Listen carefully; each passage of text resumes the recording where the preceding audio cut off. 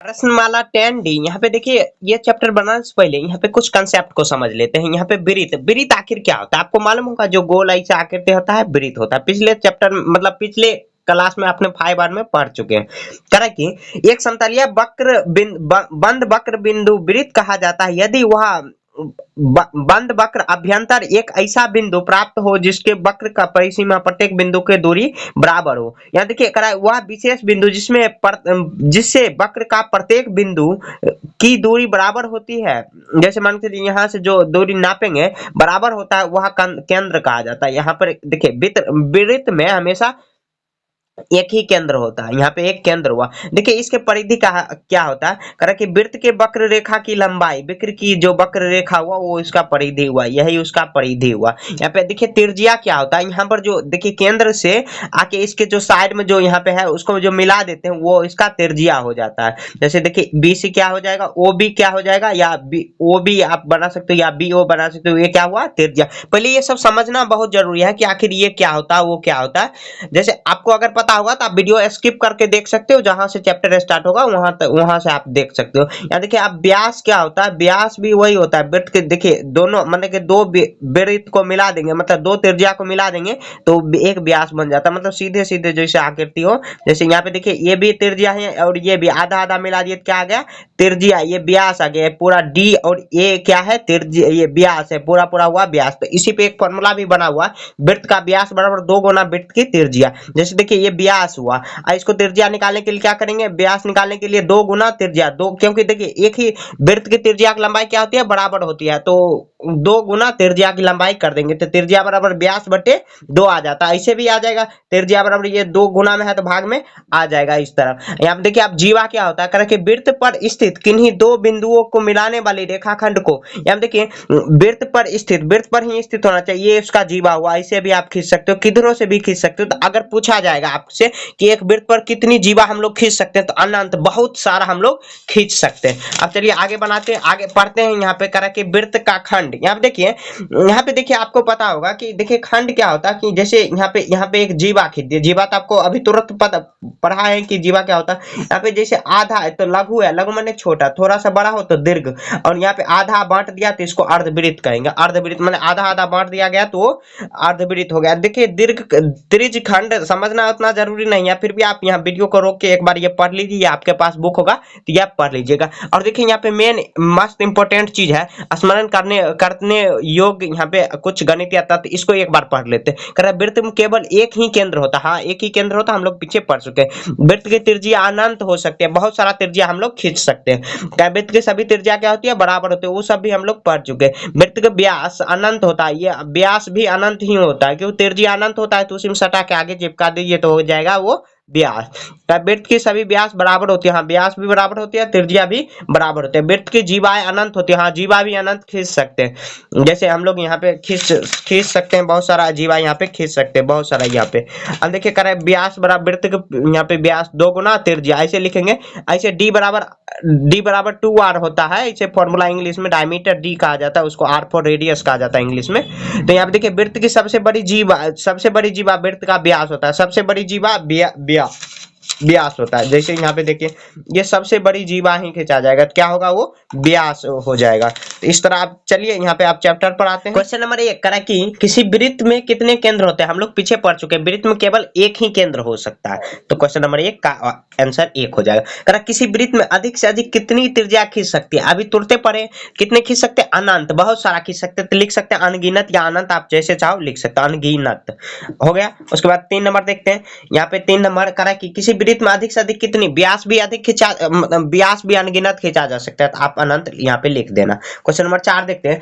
चला किसी वृत्त में अधिक से अधिक कितनी जीवा है? तो जीवा भी अनंत खींच सकते हैं, तो ये भी अनंत ही लिख देना। तो यहाँ पे डॉट लगा दिया तो मैंने यहाँ पे अनंत ही होगा। अब देखिए क्वेश्चन नंबर 5 करा किसी वृत्त की निम्नलिखित में से कौन सा संबंध सत्य है? तो यहाँ पे त्रिज्या बराबर 2 गुना व्यास, ये गलत है। यहाँ पे व्यास बराबर 2 गुना त्रिज्या, तो यहाँ पे ये देखिए फॉर्मूला सही है। ये फॉर्मूला याद ही रखना है, बहुत इंपॉर्टेंट फॉर्मूला है, बार बार आपको काम आएगा। तो 2 गुना त्रिज्या बराबर व्यास। ऐसे D बराबर R बाय, यहाँ पे D बराबर 2R भी कर सकते हो, D बराबर R by two sorry D बराबर यहाँ पे क्या कर सकते हैं 2 गुना आर या 2r 2r कर सकते हैं डी बराबर मतलब क्या व्यास बराबर व्यास अगर एक व्यास होगा तो 2 त्रिज्या को मिलाना पड़ेगा तब आ जाएगा व्यास। आगे देखते हैं में करा कि किसी वृत्त के लिए निम्नलिखित में से कौन सा सत्य और असत्य कथनों को पहचाने। करा एक नंबर कोई भी दो व्यास एक दूसरे को प्रतिच्छेदन करते हैं। यहाँ पे देखिए व्यास खींच लेते हैं। देखिए यहाँ पर व्यास कैसे खींचेंगे, इसको आधा इधर खींच देंगे और एक और व्यास खींचेंगे, किधर से भी खींचेंगे तो एक दूसरे को प्रतिच्छेदन करता ही है, तो ये क्या हो जाएगा सत्य। तो एक नंबर हो जाएगा सत्य। अब क्वेश्चन नंबर 2 देखते हैं। यहाँ पे कह रहा है कि कोई भी दो जीवा एक दूसरे को प्रतिच्छेदित करते हैं। जैसे एक वृत्त खींचे उसके जीवा खींचेंगे, यहाँ पे पॉइंट लगाएंगे तो यहाँ पे देखिए इधर जीवा नहीं खींच, ये नहीं कर रही है एक दूसरे को प्रतिच्छेदन, मैंने काट नहीं रही है। यहाँ पे लिखेंगे ये लिखेंगे औसत औसत। इस तरह आपको कुछ वृत्तों की त्रिज्या नीचे दी हुई है, उसके संगत व्यास निकाली। बहुत आसान है, देखिए त्रिज्या दिया गया है तो ऐसे लिख लेंगे त्रिज्या बराबर कितना लिखेंगे 3 सेंटीमीटर। 3 सेंटीमीटर दिया गया 3 सेंटीमीटर सी हम लिख देंगे। यहाँ पे कह रहा है कि उसके व्यास, तो व्यास बराबर क्या फॉर्मूला होता है, व्यास बराबर 2 गुना त्रिज्या, 2 गुना त्रिज्या होता है।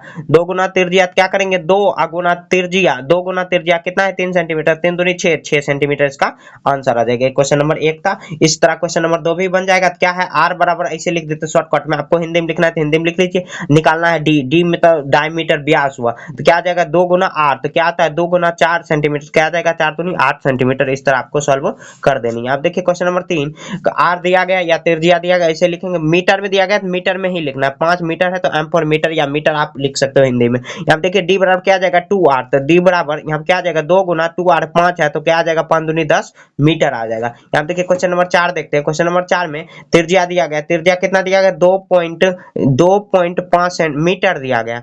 इसको यहाँ पे r निकालना, डी निकालना है, डी बराबर 2r होता है 2 गुना 2.5। यहाँ देखिए 2.5 को 2 गुना करेंगे ऐसे 5.0 आ जाएगा, मतलब क्या 5 सेंटीमीटर आ जाएगा। तो 5 सेंटीमीटर इसका आंसर हो गया। इस तरह आपको सॉल्व कर देनी है। क्वेश्चन नंबर 8 करा कि कुछ वृत्तों का व्यास नीचे दिए गए उसके संगत त्रिज्या निकाली। यहाँ पे क्या दिया गया व्यास दिया गया, व्यास बराबर कितना दिया है 6 सेंटीमीटर। 6 निकालना क्या है त्रिज्या, त्रिज्या बराबर फॉर्मूला क्या होता है, अच्छा त्रिज्या बराबर व्यास बटे 2 हो जाएगा उसी फॉर्मूला से, व्यास बटे 2 मतलब 2 से भाग दे देंगे। यहाँ पे 2 से भाग 2 तिया 6, क्या आ जाएगा 3 सेंटीमीटर। इसका आंसर हो गया। क्वेश्चन नंबर 1 हुआ। क्वेश्चन नंबर 2 बनाते हैं। कितना है 7 पॉइंट, यहाँ पे व्यास दिया गया है, व्यास दिया गया कितना 7 सेंटीमीटर। निकालना क्या त्रिज्या बराबर क्या आ जाएगा व्यास बटे 2, तो व्यास कितना दिया गया 7 सेंटीमीटर बटे में 2 करेंगे। यहाँ देखिए 7 को 2 से भाग 2 तिया 6 आ जाएगा, 1 करेंगे पॉइंट 0 2 5 10, क्या आ जाएगा 3.5 सेंटीमीटर आ जाएगा। क्वेश्चन नंबर 2 हो गया।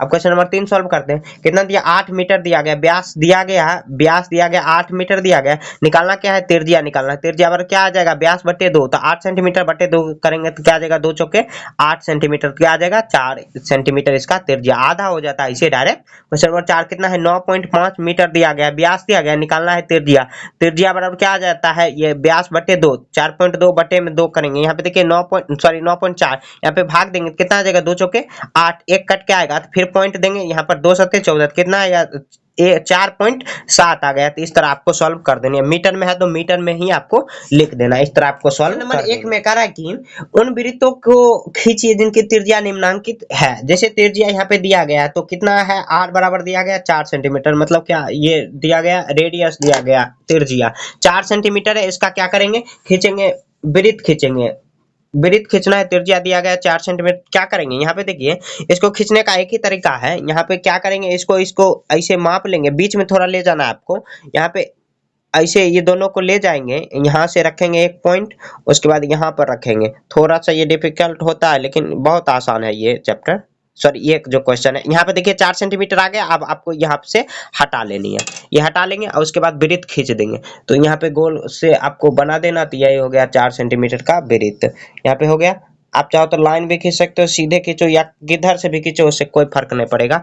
यहाँ पे देखिए यहाँ पे ऐसे यहाँ पे इसको रखेंगे और यहाँ से जहाँ से पॉइंट है यहाँ तक आपको यहाँ तक लाइन खींच देनी। तो यही हुआ, ऐसे लिख देंगे पी क्यू और 4 सेंटीमीटर लिख देंगे, बस हो गया। इस तरह आपको बना देनी है। अच्छा देखते हैं यहाँ पे क्वेश्चन नंबर यहाँ पे 2 बनाते हैं। क्वेश्चन नंबर 2 में क्या है 7 सेंटीमीटर दिया गया। क्या करेंगे इसको देखिए 7 सेंटीमीटर में यहाँ पे क्वेश्चन झाँक रहा हूँ थोड़ा सा, हम देखिए 7 सेंटीमीटर तक ले जाएंगे। यहाँ पे क्वेश्चन नंबर 2 में यहाँ पे 7 सेंटीमीटर तक ले जाएंगे, यहाँ से यहाँ तक 7 सेंटीमीटर तक ले जाएंगे।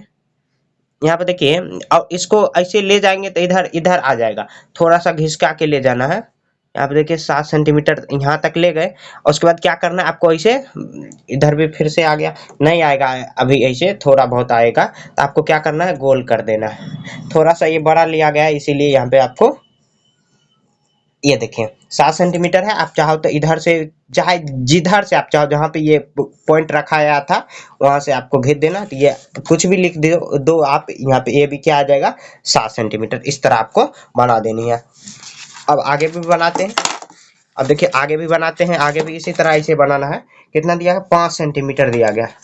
सॉरी, यहाँ पे क्वेश्चन नंबर 2 ये वाला बना दिया मैंने। यहाँ पे देखिए क्वेश्चन नंबर 2 में भी 4.7 है, तो 4.7 कैसे मापेंगे। यहाँ पे देखिए 4 और यहाँ पे 7 ऐसे आ जाएगा, मतलब 7 सेंटीमीटर जो खींचे वो थोड़ा गलती से खिंचा गया, लेकिन खिंचाएगा इसी तरीका। तो 4 और यहाँ पे 7 जो छोटा छोटा लकीर है वहां पे खींच के ले जाना और ऐसे खींच देना। फिर 5 सेंटीमीटर को भी यहाँ तक ले जाना। उसके बाद 5.2 है तो 5, और उसके बाद 1 2 यहाँ पे डॉट ले जाएंगे, वहां पर तक खींच देना। ऐसे आप खींच लोगे, नहीं खींच पाओगे तो आप कमेंट करके बताओ। ऐसे खींच लोगे, बहुत आसान है, मुझे आप पे भरोसा है, आप खींच लोगे। यहाँ देखिए क्वेश्चन नंबर 10 में करा, नीचे दिए गए चित्रों को देखकर बताइए कि कौन में से कौन कौन बिंदु, यहाँ पे करा कि ए में बहिर्भाग है, बी में अंतःभाग और सी में परिधि है। सी आगे तरफ है, यहाँ पे दिया गया, ऐसे फोटो में दिया गया करे कि यहाँ पर, तो यहाँ पे करा ए बहिर्भाग है, बी यहाँ पे अंतःभाग है और सी परिधि है। यहाँ पे दिया गया क्वेश्चन नंबर 1 में और 2 में, दोनों में निकालेंगे। यहाँ पे परिधि अंदर में देख लेंगे, यहाँ पे परिधि क्या होता है,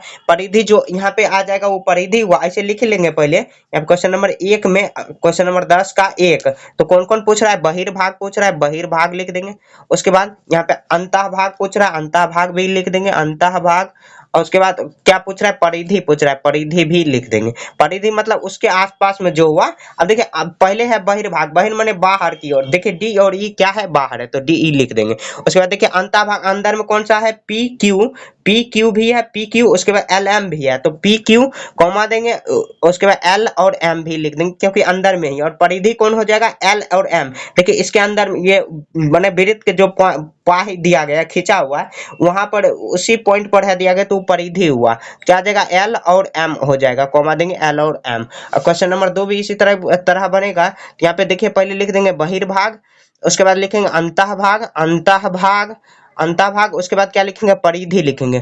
तो अंतःभाग परिधि इस तरह यहाँ पे आपको लिख देनी है। अब देखिए क्वेश्चन नंबर, यहाँ पे इसको बनाते हैं, एल एम है, तो यहाँ पे अब बनाते हैं बहिर्भाग हुआ, बहिर्भाग बाहर का, तो सीधा सीधा आपको दिखाई दे रहा है P, P R Q, P है और आर है, उसके बाद क्यू है, इस तरह लिख देंगे। अंतःभाग, अंदर में कितना कितना भाग है, देखिए एल एम और एन है दिया गया, एल एम और एन दिया गया। और अब मतलब परिधि कितना दिया, ए बी सी, तो ए बी सी परिधि हो जाएगा। यहाँ पे देखिए थोड़ा सा मैंने मिस्टेक कर दिया कि परिधि अंतःभाग को ये दोनों को भी रख लिया, नहीं, ये जो पॉइंट पर दिया गया, मतलब जो पाइप पे घिंचा हुआ है, जो लाइन खिंचा हुआ, उस पर अगर कोई भी बिंदु दिया गया है तो परिधि में आ जाएगा, अंतःभाग में नहीं आएगा। क्योंकि देखिए ना ही अंदर है ना ही बाहर है, तो परिधि हो गया।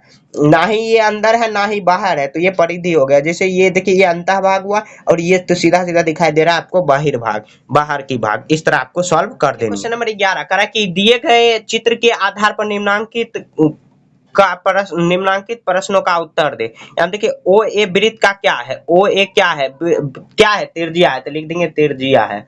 उसके बाद बी सी वृत्त का क्या है, बी और सी क्या है, व्यास हुआ। देखिए यहाँ पे आधा त्रिज्या फिर आधा, तो क्या हो जाएगा, व्यास, तो लिख देंगे व्यास। देखिए लिखने में थोड़ा सा दिक्कत हो जा रहा है क्योंकि कैमरा आगे में आ जा रहा है। यहाँ पे छायांकित भाग सी डी क्यू वृत्त का क्या है, छायांकित भाग सी डी क्यू क्या दिया गया क्वेश्चन में, तो हम लोग सॉरी, यहाँ पे जो हम लोग जो पढ़े थे क्या आ जाएगा, यहाँ पे जो ये जो पढ़े थे, ये देखिए क्या है, लघु खंड। तो क्या करेंगे, इसको ये लिख देंगे लघु खंड या लघु वृत्त खंड, लघु वृत्त खंड, इस तरह लिख देंगे। उसके बाद कह रहा है छायांकित भाग ए ओ बी क्या है, ए ओ बी क्या है दिया गया, यहाँ पे ऐसे दिया गया, मतलब कि त्रिज्या इसे रंगा हुआ है, त्रिज्या और यहाँ पे मिला है, दो त्रिज्या का रंगा हुआ, इसको त्रिज्यांक कहा जाता है। त्रिज्यांक आप थोड़ा नहीं समझे लेकिन ध्यान में रखना। दो बिंदुओं का नाम लिखे जिसमें वृत्त अंतः बिंदु है, दो यहाँ पे अंतः बिंदु, देखिए अंतः बिंदु का कौन कौन सा, ओ भी अंदर में ही है और पी भी, तो लिख देंगे पी और ओ, पी और ओ अंतः बिंदु है। रेखाखंड सी डी वृत्त का क्या है, सी और डी क्या है, ये जीवा दिया गया, देखिए ये पॉइंट, तो क्या आ जाएगा, जीवा। तो इस तरह आपको लिख देना, और इसी के साथ ये चैप्टर खत्म हो चुका है। अगर कहीं आपको आपको दिक्कत है तो कमेंट करके बताइए, अगर अच्छा लगा तो लाइक करिए। तो मिलेंगे नेक्स्ट चैप्टर में, तब तक के लिए जय हिंद, जय भारत।